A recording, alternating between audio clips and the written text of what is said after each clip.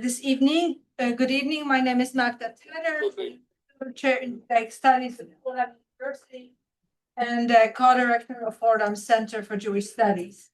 And thank you for coming on this last day of winter this year. Tomorrow is the first spring day, so let's hope for nicer, warmer weather. So I'm delighted you came here to hear Anita Norich in our series on disagreement in Jewish history.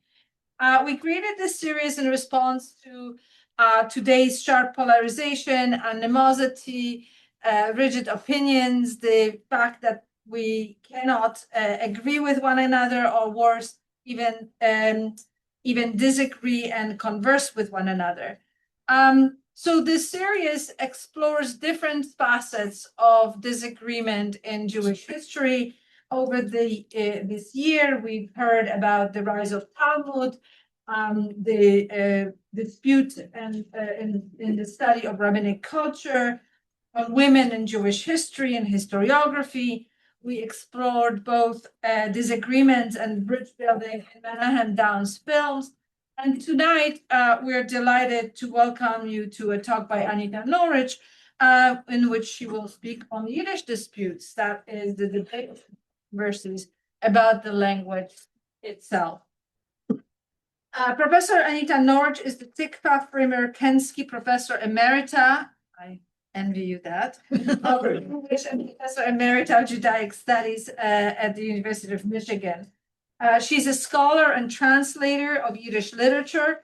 Her most recent translations include Desires by Celia Dropkin, Fear and Other Stories by Chana Blankshteyn, a Jewish refugee in New York by Kadya Molodovsky, and numerous other works and stories. She is also the author of important studies in Yiddish literature, Writing in Tongues, Yiddish Translation in the 20th Century, Discovering Exile, Yiddish and Jewish American Literature in America During the Holocaust, Homeless Imagination in the Fiction of Israel, Joshua Singer, and a co-editor of Languages of Modern Jewish Cultures, Comparative Perspectives, Jewish Literature and Cultures, Context and Intertext, and Gender and Text in Modern Hebrew and Yiddish Literatures. She translates, as you can see, Yiddish literature and teaches and lectures, and has a very active retirement. And we are really, really delighted and honored to have her here in our series. I want to thank everybody for being here. Thank everybody for making all these programs we offer at Fordham possible through your generosity and interest, and to Shovan and Alex for their work on helping with the event. So now please join me in welcoming Anita Norich. Anita, the floor.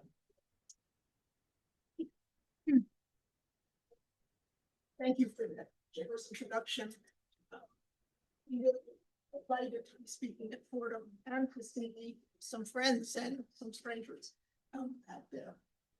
Let me know if you can't hear me. We can't hear you. Then there are two choices. Now we can hear you. Raise your hearing aids or webinar. Okay. I will project. If there's anything about which Yiddish speakers, scholars, writers, and readers agree, it's that Yiddish has always been full of disputes, especially disputes about the language itself, even about its very name.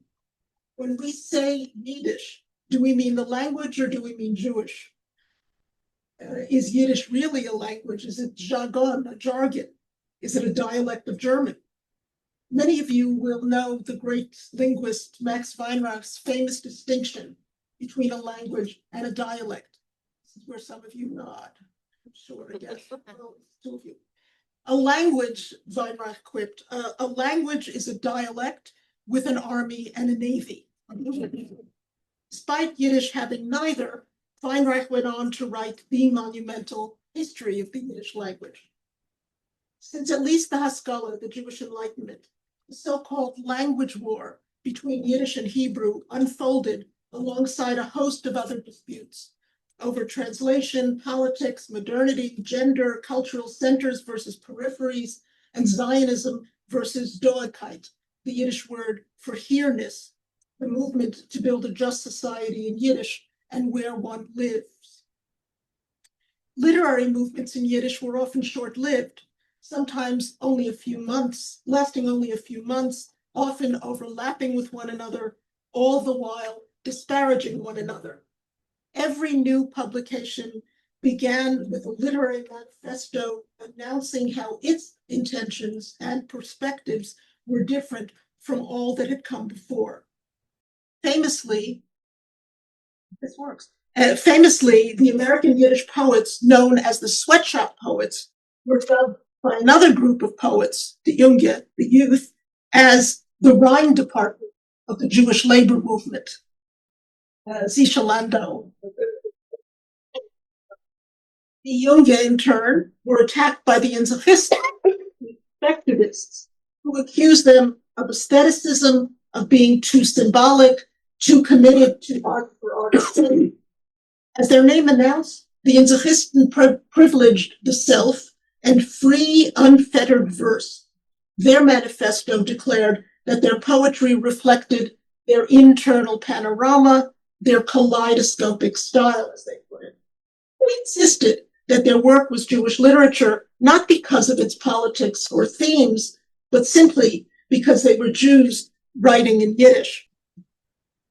I begin with these American poets not because they're the most important, but because they introduced a series of questions that preoccupied Yiddish readers and writers around the world.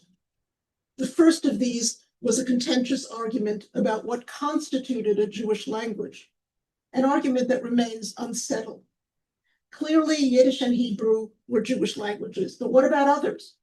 Can languages not written in Hebrew script or not inspired by canonical Hebrew texts when they're qualified? Can such texts qualify when their writers or themes are Jews? This is putting aside the who is a Jew question. In 1908, the Chana Conference convened to address the challenges facing Yiddish. It raised practical questions: the need for schools and teachers, for a vibrant press, theater, literature, for the standardization of orthography. It asked what should be translated into Yiddish. It sought to address the reality that increasing numbers of Jews were turning to co-territorial languages or Hebrew. But the most contentious of all was the question of the importance of Yiddish and its role in Jewish life. This was encapsulated in the famous argument asking whether Yiddish was the national language of the Jewish people or a national language of the Jewish people. Yiddish certainly had demographics. Hebrew claimed, I think problematically, Hebrew claimed history and continuity. Finally, and with the support of no less a luminary than Yud Lamed Peretz, Yiddish was designated a national language alongside Ladino, Judeo-Persian, and other diasporic Jewish languages. The question of where the center of Yiddish culture lies plagued Yiddishists for generations. In 1926, the Soviet Yiddish writer David Bergeson published an essay called Drei Zentren, Three Centers, in which he considered the three geographic contenders for centrality: the US, Poland, and the Soviet Union. Not surprisingly, this Soviet writer concluded that only the Soviet Union could sustain Yiddish because it was the only place where Yiddish was supported by the nation, as it still was in 1926, and the only place where Jews could be free of the materialism and assimilationism of America, and from those still clinging to the shtetl and religion in Poland, in his view. Before Zionism posited the new Jew, Bergeson claimed him, and it was always a him, more of that later. Bergeson claimed the new Jew for a muscular, that is robust and secular, Soviet Yiddish culture. With the wisdom of hindsight, we now understand how wrong he was. but he was not wrong within the logic of his own historical moment. At various times, New York, Warsaw, Vilna, Tel Aviv, Moscow, and Kiev have all been named as the center of Yiddish culture, with Berlin, Buenos Aires, Melbourne, Mexico City, and many more described as peripheries. The periphery implies being marginal, outside the mainstream. And I would suggest there has never been a mainstream in Yiddish. What then constitutes a center? Bertelsen argued that only a particular, that is, Soviet ideology could build a center. Some claimed it depended on demographics, others on the vibrancy of publications. Yiddish has always been a diasporic and peripatetic language and culture, so the debate over center and periphery becomes much less consequential. These tensions have been mapped onto debates between Zionism and what I've described as doikeyt, hereness, the desire to build a better, meaning socialist life and a vibrant Jewish culture where Jews live rather than where they might go. Zionism was not necessarily linked to Hebrew. The Kodetzian workers of Zion, for example, championed both Zionism and Yiddish. And such luminaries as the language scholar Ber Barachov, Emanuel Ringelblum, Nachum Sirkin, were all part of this Yiddishist Zionist group. It's perhaps more useful to consider Dov Sadan's perspective on language and culture. A Zionist, Hebraist, and Yiddishist, Sadan pointed to what he described as the two triangles that comprised Yiddish culture, that comprised Jewish culture. I have to give credit where credit is due. My daughter put together this thing, which I could never have imagined. So, pay attention on her behalf. So the two triangles consisted of language and ideology. And he posited, or he claimed, that the languages under consideration were Hebrew, a non-Jewish language, by which he meant the co-territorial language where Jews were, and a Jewish language, by which he meant languages such as Yiddish and Ladino and Judeo-Arabic and others. And this was also mapped onto ideologies that he thought were of particular significance. One was nationalisms, another was secular modernism, and the third was religion. This looks kind of simple. It never is. Great how that just disappears. So here we have again the two triangles. And you see the complications where under nationalisms, we have Zionism, doikeyt, diasporism, territorialism, and the same all through this. Religion, do you mean Hasidim, Misnagdim, rabbinic tradition? And it's impossible to map this neatly onto these ideologies neatly onto questions of language, because if you're talking about religion, for example, you may be talking about Hebrew, you may be talking about spoken Yiddish. If you're talking about nationalisms, oops, that's not supposed to happen. If you're talking about nationalisms, you may be speaking or writing in Hebrew, Yiddish, or language. That is, you need to see these triangles as turning upon one another. And this was her final contribution to this talk. If you put them together, this is Jewish culture, according to Sadan. In the dreadful year of 1943, Isaac Bashevis Singer offered the definitive response to the language war between Yiddish and Hebrew. In the journal Svive, Milieu or Environment, he wrote that the languages had already switched roles. What had once been the language of the Jewish street, Yiddish, had been relegated to the language of the past, and Hebrew, once the language of scholarship and learning, was rapidly taking its place on new Jewish streets. The antagonism toward Yiddish in pre- and post-state Israel is well known. Still, The idea that Yiddish could have become the language of the new Israeli nation has long been settled, and in the only way it could have been, if Israel was to be an ingathering of the Jews. But here it's also worth remembering that the first two academic chairs in Yiddish after World War II were established within months of one another, first in Jerusalem and then in New York. In 1951, after a 25-year dispute, Dov Sadan was appointed to a Yiddish chair at the Hebrew University. Then in 1952, Uriel Weinreich was named to a Yiddish chair at Columbia.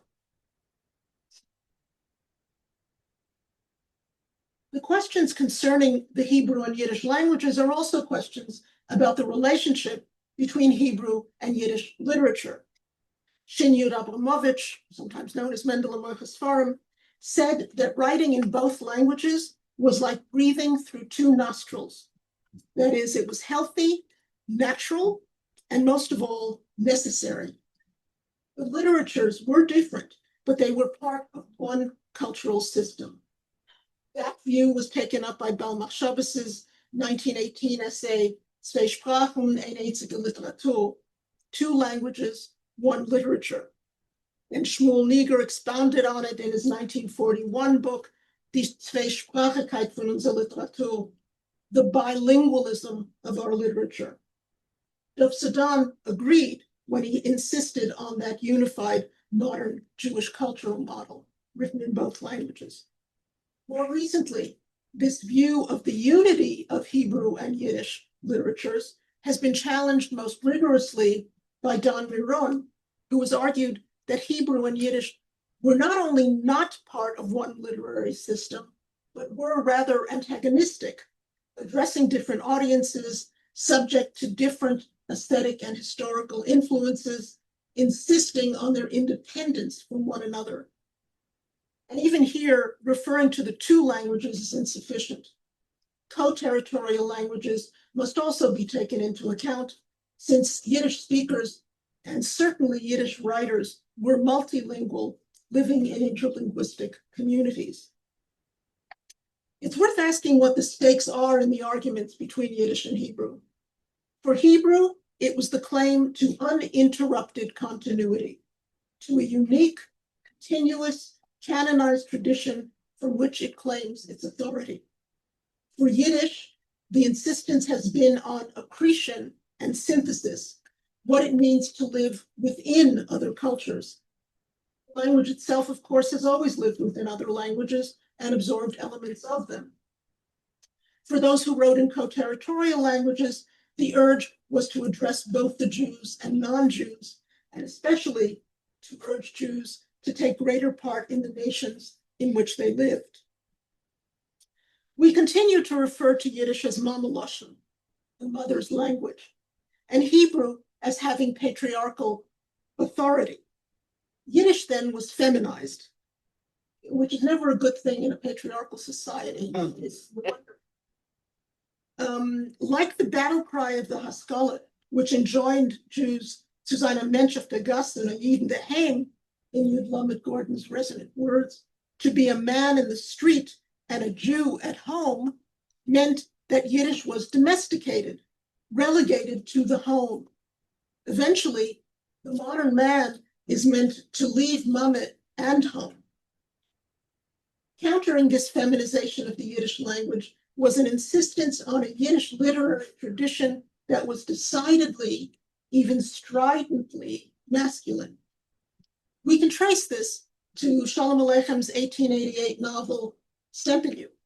In the preface to that novel, addressed to Mendel Amochas Farim, Shalom Aleichem refers to his predecessor as Der Zayde, his grandfather.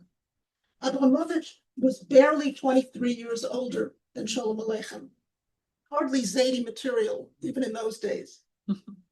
But with this one word, Shalom Aleichem created a Yiddish literary tradition to which he was heir, and a genealogy that sought to make Yiddish respected, even revered. Zayde implied a history, a venerable past, a kind of tradition that Hebrew always claimed.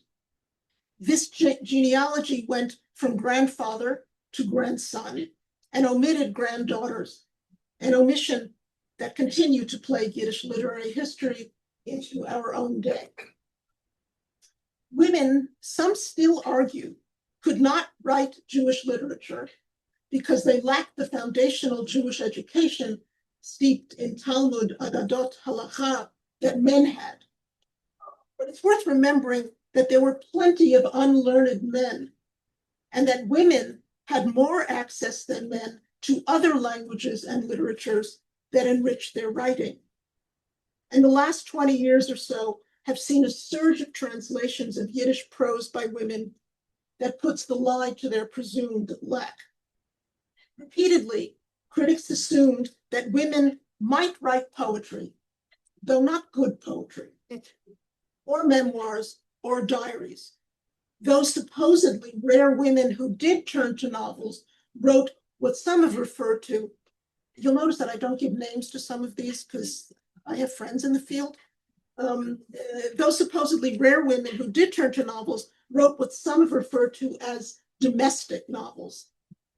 I think we can only call their novels domestic if what we mean by domestic is the desire to find or rebuild a home in the face of revolution, war, displacement, economic challenges, and misogyny. For too long, criticism of women writing in Yiddish focused on their psychological states, on hysteria, mental illness, depression, rather than on their writing itself. This, of course, was not at all unique to Yiddish criticism. When the great Anna Margolin published her first poems, critics asserted they must have been written by a man because a Frau kann nicht so schreiben. A woman can't write like that. In 1927, the critic Melechowicz wrote an essay lamenting the absence of a single accomplished Yiddish female poet. He went further to say not only wasn't there one, there had never been one in the past, and there would never be one in the future. Kadya Molodovsky rejected what she called his attempt at prophecy.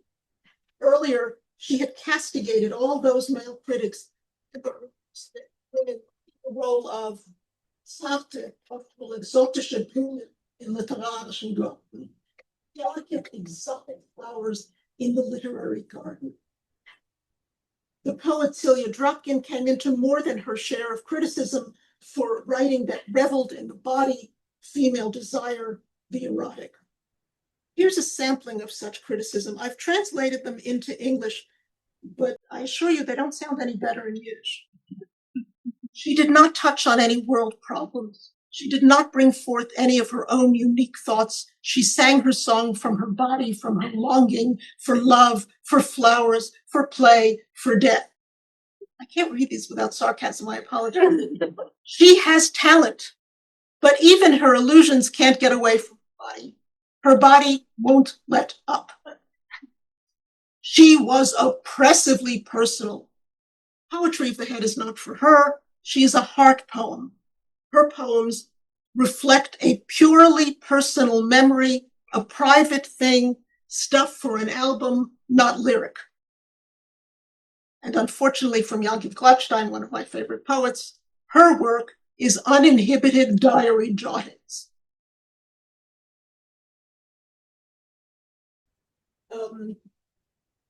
I think enough said about that. I'll move on.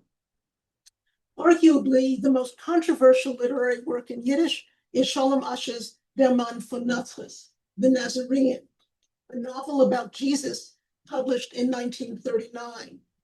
At the time, Asch was the most popular Yiddish writer in America and arguably in the world. With the publication of this and subsequent novels, Asch was accused of apostasy, of knowing nothing about Jewish religious teaching or practice, and caring little about the plight of the Jews. He was castigated for writing what some saw as an insidious piece of proselytizing fiction. None of that was true. I've argued elsewhere that though Yiddish critics attacked Asch for many things, his primary sin was actually a quite simple one. It was not that he accepted Jesus as his Lord and Savior, which he did not, but that he published first in English. When Maurice Samuel's translation appeared, it bore no sign of its Yiddish origin. The title page listed the translator's name, but not the source language. Yiddish was thus completely erased. And in 1939, the fear of erasure was obviously more terrifying than ever. The promotional material for this series cites a story by Chaim Grade, himself a figure of some controversy. There were those who argued he should have won the Nobel Prize instead of Isaac Bashevis Singer, that he was a better writer and didn't pander to an English reading audience as Bashevis was accused of doing. The Grade story cited is Mein Krieg mit Herr Schreiner, which has been translated into English as My Quarrel with Herr Schreiner. The first thing to notice is how much tamer quarrel is than Krieg. Krieg does indeed mean quarrel in Yiddish, but it also means war. When the story appeared in Yiddish Kämpfe in 1951, the word Krieg would have echoed with the war so recently ended.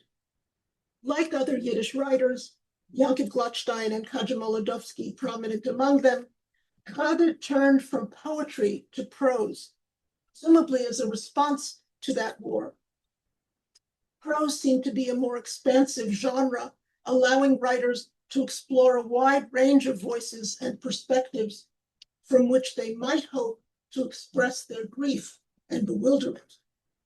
Free of the conventions of poetry, free to roam geographically and temporally, they could memorialize what Israel Joshua Singer in his 1944 memoir called A Welt, was es nicht mehr, World That Is No More. My Quarrel with Herr Schreiner is Grade's first work of prose. The quarrel is between two men who had been fellow students in a Mussar yeshiva in Vilna. Mussar's goal was to teach its students how to achieve an ethical character. It did so with a series of strictures that led Grade to write elsewhere that whoever has learned Mussar can have no enjoyment in life. Ruth Weiss makes this point in the introduction to her new translation of the story.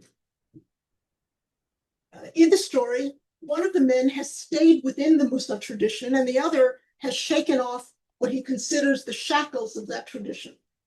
The first, Herr Schreiner, argues for strict religious observance. He insists that ethical Jews must separate themselves from the perfidious world. Chaim Wildau, who is seen as a stand-in for Grade himself, argues for a focus on the individual, on reason, on immersing oneself in the non-Jewish world as well as the Jewish world. The tension is the tension in Grade himself, who turned to modern secular Yiddish literature, but could never leave Mussar alone. In Yiddish Kämpfe, the journal where it appeared, Mein Krieg mit Herr Schreiner was called an essay. Genre labels matter. Like several of Grade's works, the text does indeed read like an essay. Although it takes place over an 11-year span, there is no plot or character development here. Instead, as with several of Grade's works, there are polemics. It comes from the Greek word polemos. A polemical discussion doesn't seek synthesis or a middle ground. We're certainly familiar with that dynamic these days. Rather, polemic suggests a verbal attack on another. That's what we have in Grade's text. The most remarkable thing about this text is that despite that 11-year span from the men's meetings in 1937, 39, and 48, neither their positions nor the problems facing the Jews have changed at all. At times, Chaim has the upper hand in the argument. At times, it's Hersh, and at times, it's a draw. Each man has suffered immeasurably in the years between 1937 and 1948. But the war has not changed their views, and each accuses the other of having learned nothing. Hersch still believes in God's justice and in detachment from the non-Jewish world. Chaim still believes in the promises of the wider world. The men hold the same ideas before the war as they hold after the war. Indeed, their fight has been familiar to us at least since the Haskalah, and arguably since Joseph's time in Egypt. We might wish that this fight would end with a Talmudic teku, the Aramaic acronym suggesting that only with the coming of the Messiah will this debate be resolved. But Kadya cannot believe there will ever be a resolution, nor for that matter a messianic age, no matter how long we wait. Instead, the text ends on a note of what can best be described as weariness.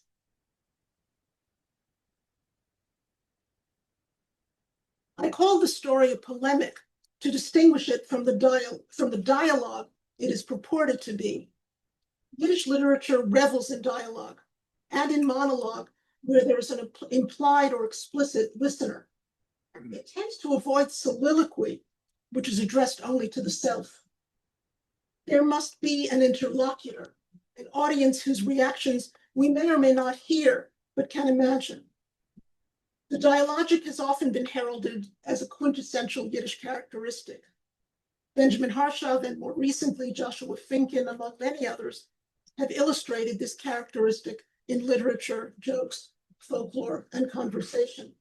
It too is clearly linked to Talmudic hermeneutics and has often been identified as a significant feature of Jewish literatures.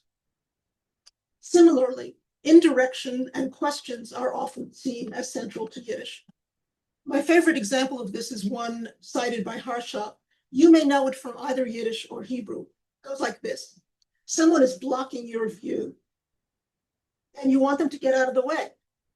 Instead of saying, please move, or you're blocking my view, you ask, was your father a window pane maker? In other words, you're asking if the other person thinks they're made of glass. Do you think I can see through you? Countless Yiddish stories end with or are propelled by questions. Anyone familiar with Shalom Aleichem stories will recognize this feature. Its rhetorical force is to involve the reader or listener, to compel thoughtfulness, and most of all, I think, to leave room for interpretation. Let me cite just one example with which you may be familiar. Shalom Aleichem story, A Man from Buenos Aires. In speaking to the narrator on a train trip, the man who says he's from Buenos Aires emerges as a shady character with a business to which he refers but does not name. At the end of the story, his interlocutor asks outright a question that isn't answered. Was ist Ihr Geschäft? Mit was handelt ihr? What is your business? What's your merchandise? But the man doesn't answer directly. Instead, he says, mit das Rogen, mein Feind. The etrog, of course, is something kosher. So clearly the man isn't dealing in anything kosher. Now, if the reader has read carefully, the answer to the question of what he does is, I am a sex trafficker. I sell Jewish women in one of the geographic centers of the sex trade, Buenos Aires. Shalom Aleichem is teaching his readers how to interpret. If readers know the answer, they're in on the story with him. If they don't, they may be left wondering, but supplying their own suppositions. In either case, Shalom Aleicham's questions have activated his readers, made them a part of the story, compelled them to respond to it.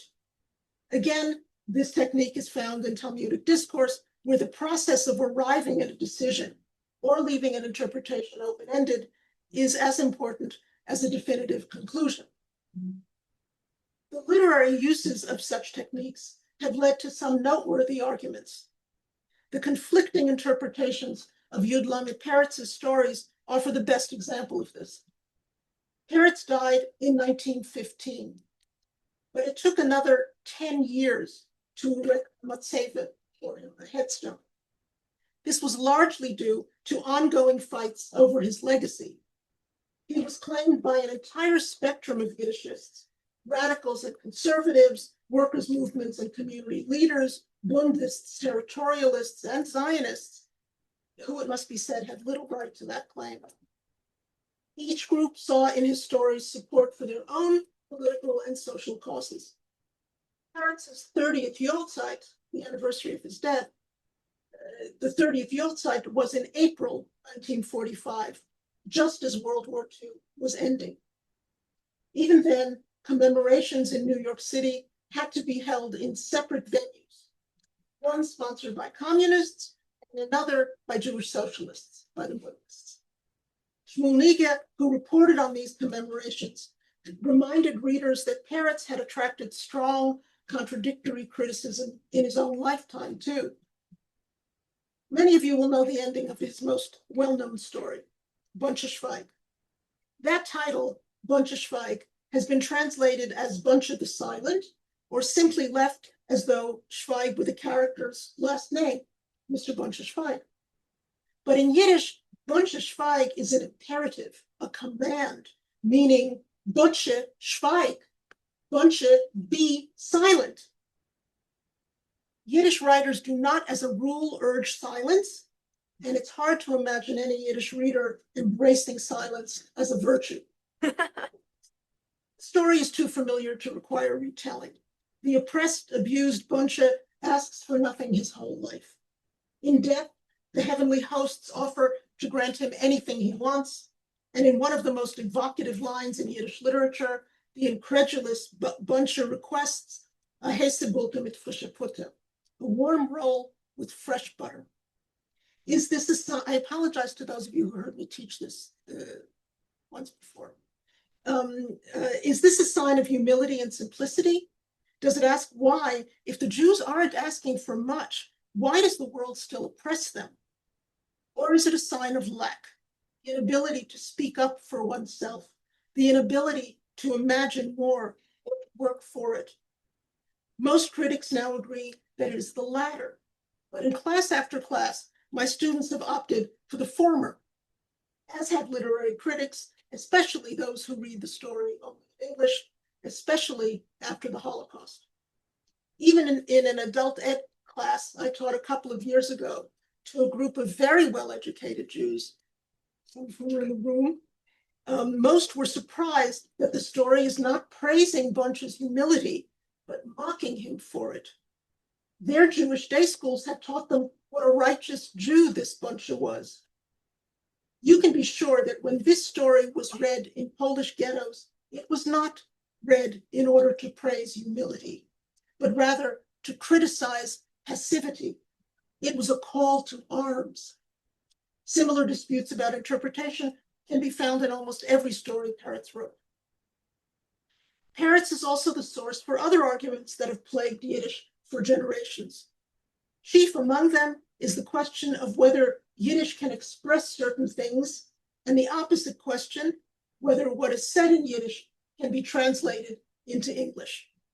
In his first work, the semi-autobiographical epic poem Monish, Peretz wrote lines excised in later editions. Mein Lied wollt anders geklingen, ich soll vergoyen goyisch singen. No, nicht für jeden, nicht Jargon, kein rechten Klang, kein rechten Ton, kein einzig Wort nicht, und kein Stil hab ich von Liebe, von Gefühl. My poem would sound quite different if I were to write for non-Jews in a non-Jewish language. Not for Jews, not in jargon. I have no proper rhythm, no proper tone, nor a single word nor style for love, for feeling. And of course, he writes this even as he writes the words for love and feeling that Yiddish speakers use, Liebe and Gefühl.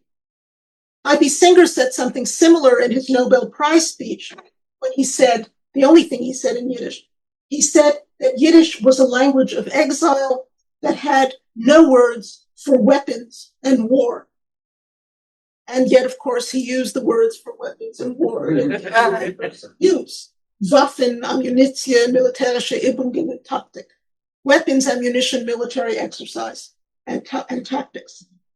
Linguists would have wanted Peretz and Bashevis to say instead that Yiddish is an accretive language, incorporating words and grammatical constructions from the many languages among which it has lived. In this way, we might say it's very much like English and many other languages, including modern-day Hebrew, which uses such words as internet, laptop, smartphone. Purists might object, but speakers literally have the last word. The counterpart to the question of what Yiddish can or can't say is the question of what can be translated from Yiddish. As a translator, I often hear, you just can't translate that phrase or idiom or punchline. It loses its tom, its Jewish flavor in translation. But it's precisely the job of the translator to convey as much of that tom as possible to another culture. That's the task of the translator, to use Walter Benjamin's famous title. Hakmenish Kenchainik makes absolutely no sense, translated literally. Don't knock on my... It's my favorite example. It's a ridiculous phrase in English, but there are ways to convey its meaning. Don't bother me, leave me alone, buzz off, depending on the linguistic register of the speaker. The same for each of these Anechtegetog. No way, get it. Kleppen wie Albus to der Wand. Maybe you'd understand what stick like peas to the wall. Google is just wrong, so forget about that. But what it's saying is absurd. It makes no sense. This is ridiculous. One thing has nothing to do with the other. Now, it's true that most English readers will not recognize in nicht gesteugen, nicht geflogen, didn't rise, didn't fly. Most English readers will not recognize that it is a jab at the Christian belief in Jesus' resurrection. But it's also true that many Yiddish readers won't recognize that allusion either. It's become a dead metaphor, a popular phrase whose original imagery has been obscured. What matters is that the phrase means something is impossible.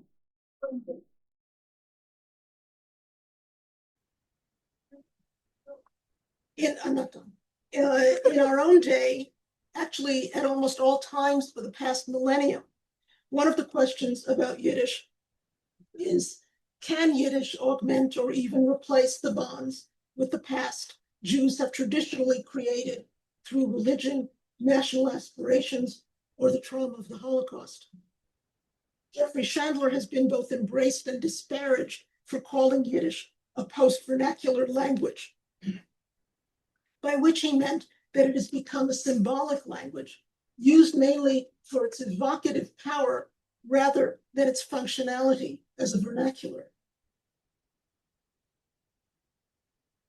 More recently, and more controversially, Yiddish has been heralded by some as a queer language. Queerness has been attributed to Yiddish because it is a minority language, non-hegemonic, discriminated against. Some critics have seen in Yiddish a language of protest.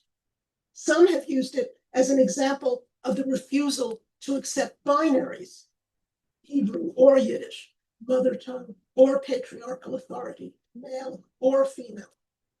It's a refusal to be bound by the logic of teleologies or genealogy.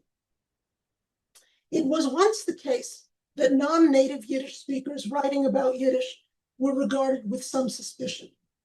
Even not having grown up in Yiddish shulas and Yiddish schools could raise an eyebrow or two. Inevitably and productively, genealogy is not as meaningful a measure of anything as it once was. Yiddish as the language spoken at home is no longer a requisite for serious scholarship. Indeed, how could it be? At the same time, it was once possible and infuriating to read English critics who wrote about Yiddish literature without being able to read it. At least in the academy, that's no longer respectable. And finally, people often ask about the future of Yiddish. Chassidim and Haredim use it as a vernacular, so do those we call verbrannte Yiddishisten, passionate Yiddishists. Is that enough to sustain a culture? Is an impossible question to answer. I'm reminded of two quotations that don't come from Yiddish. One is a well-known retort from Mark Twain. When a newspaper, I'm sure some of you know this, when a newspaper mistakenly reported that he had died, Mark Twain replied, "The report of my death was an exaggeration." So too is the report of the death of Yiddish. The second quotation concerns historiography during the Soviet period. It was said that the most important quality in a Soviet historian is the ability to predict the past. When it comes to Yiddish, we might say that it's even more difficult to predict the future. A statement, and not a statement, a dissent in the spirit of, and then a question for you. The story by Sholem Aleichem about the man of Buenos Aires. Still on stage. Go ahead. It seems to me that it's the Migdal, that line of sexual trade that was taking girls from Ukraine and Poland to Buenos Aires, was so broadly and so widely known at the time that he wrote the story that it is almost a joke that the listener is asking him what is the story about.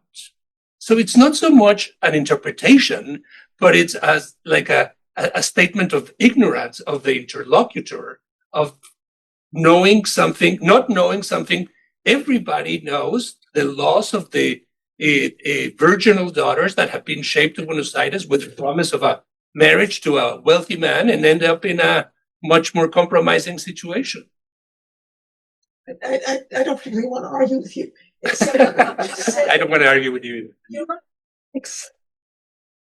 My point, what I was really after there, and I may have obscured it a bit, what I was really after there was the way in which Sholem Aleichem is bringing his readers in to the act of interpretation. And I think that's the whole thing about how he trains a reader, he trains his readers in how to read. So yes, if somehow you missed Buenos Aires as signaling prostitution, too bad. You have to at least think about it, and then you have to feel bad about not knowing it, maybe. But it's the bringing the reader in that I love. I get it. The question that I have is, and you invoked your daughter, let me invoke my son. He just texted me saying that Shakespeare in the Park this year is going to be a Spanglish version of Romeo and Juliet, where each of the families speaks either English or Spanish, but they as a couple have to meet in the middle, linguistically in the middle. And in the spirit of Spanglish, which is neither Spanish nor English, neither Hebrew nor Yiddish, and of course, Yiddish depends on so many languages, as you said, and as we know, and so does Hebrew. But in Spanglish, you have texts within the same narrative in both languages, clearly defined as territory that the other cannot touch, because it's a big horse. It's a no-no. I wonder, and I don't know this, I'm asking, are there efforts at any point of playing in the history of Yiddish literature or of Hebrew literature, the tension between the two within the same, but not only because a word is coming from the other language naturally, but entire blocks are being described in Yiddish because this is a Yiddishist and this is a Hebraist. Do you know of any of that? So are you asking if Yiddish literature incorporates Hebrew, or if the blocks of Yiddish and Hebrew could coincide in a page as distinctive languages to describe the character that they were having? So the example that comes to mind, which I know you know, is Abramovich, right, who often begins or has phrases that are Hebrew and high culture. Amar Mandela Moches Form. So I have Mandela Moches Form gesagt. So that there's the Hebrew height, and then let's bring it down to earth with this, Yiddish. There's a lot of play with that, yes. I don't think this is what you're after. This isn't Hebrew, but you have Spanglish, I have Yinglish. I mean, I don't have it and I don't want it, but there is such a thing as Yinglish, right? Where there's a mix of Yiddish and English, which is neither. And was derided as being. Sorry? In Hebrew literature in Israel would be more of that. Well, there are arguments. I'm not a linguist, but there are arguments that linguists have made that says that modern Hebrew is Yiddish written with Hebrew. Would be good. Words. But that it's grammatical construction.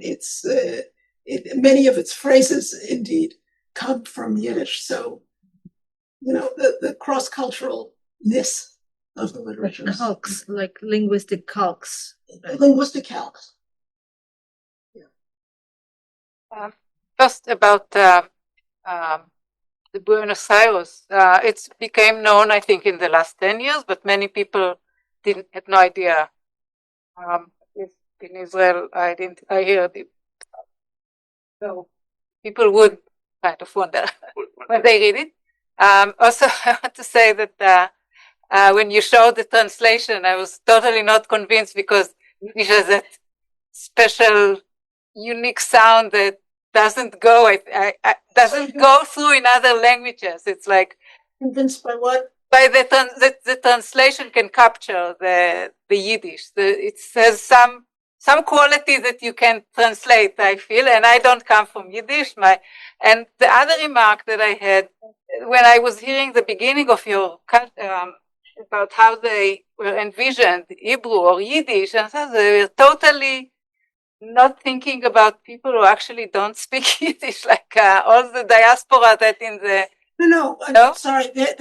That's what, when I showed the Dov Sagan thing, that's what I meant about Jewish languages. It's not only Yiddish that's a Jewish language. No, I know, but I don't. Argument at the creation of Israel, yeah, or at the beginning before the creation of Israel was, should it be Yiddish or should it be English? And what I was trying to say is that Yiddish would not have been a choice because there were people, in the world who didn't have Yiddish. They might not have had Hebrew, but at least they had a prayer knowledge that Hebrew existed universally. Yet in Israel, in the early days, it was Yiddish literature was what we were studying, and I can relate to that feeling of not belonging for those who came from Arab countries, because that was the Yiddish and that funny sound and that mischievous or whatever you can be attached, and the stories of Shalom Aleichem that which are wonderful. Yeah, I love them, but it's what a different culture. Yeah, that's undeniably true. I just want to double down on. I hear this. It loses everything in translation. It doesn't have the same. I hear this more often than anything else.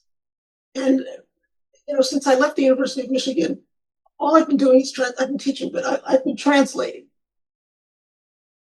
a lot more than is entirely healthy. And, sort of professionally, I cannot accept that, right? There are various ways of conveying. And remember, translation is always an act of interpretation. So maybe that's nonsense, doesn't work for you. But didn't rise, didn't fly. I'm translating for an English audience that has to read literature in English. How much explanation? I don't do footnotes in translations. How much explanation do you need to give anywhere other than an afterword or introduction is a real question. And I don't mind, I hope it doesn't happen, but I don't mind people objecting to the choices that I made in translating a Yiddish idiom or a Yiddish phrase, but I kind of reserve the right to do it. To do that. So I heard you in a different lecture say that a translation should sound foreign because it is foreign, right? The original is foreign. So how do you balance that off? And especially this kind of follows up on the previous question about the I forget the phrase, but so in Yiddish, you want to show off in a kind of traditional way, you would drop in a lot of Lashon Kodesh, right? That you know this, that you know the text and so on like that. If you want to show off in a kind of modern way, you might drop in a lot of Russian or a lot of German. So how do you how do you convey that? For example, in Shalom Aleichem, it seems to me like half of the jokes are because it's interlinguistic, right? There's like he's playing off on mistranslations of this or use of this kind of word or that kind of word, and you translate it to English and it just disappears altogether.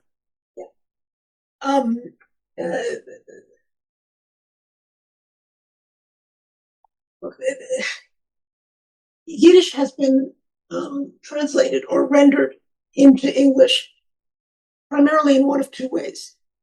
Either as a joke, people who talk weirdly, in a way that makes them seem ignorant. Anzi Yizersk is a good example of that. There are others, they just sound, they don't know English. They have accents, but they're made to sound, I don't want to say a little stupid, but a little stupid. Or there's the Henry Roth way, in which Yiddish is poetry. Whose cheeks will those lips refresh? A mother says to her 5-year-old. In order to raise it, to make it seem raised. I've had a lot of trouble with this, as you can imagine, right?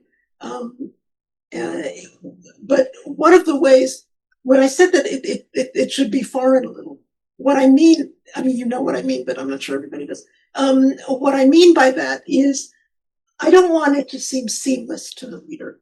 I don't want the reader to think, oh, this was taking place in New York in, 2012. To be able to say, this is just like me, or I recognize myself in this, is what technically I would call cheap thrills. It's easy. You identify with somebody who's like you, yay. What I want is to strive for identification with something that is not at all like you. That's what empathy means. Empathy.